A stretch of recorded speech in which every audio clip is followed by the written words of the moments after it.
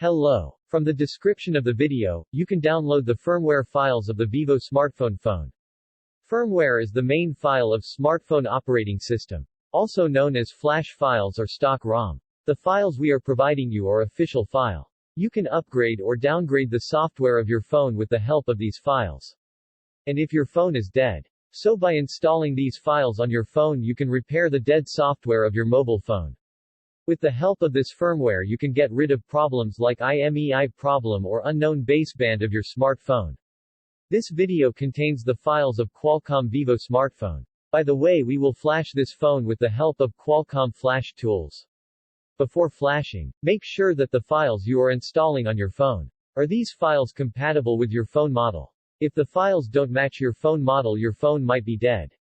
All your data will be deleted after flashing. We will not take responsibility for any kind of fault during flashing.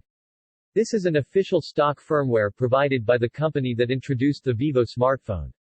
And these files will be told in the title of the video. They are the files of the model.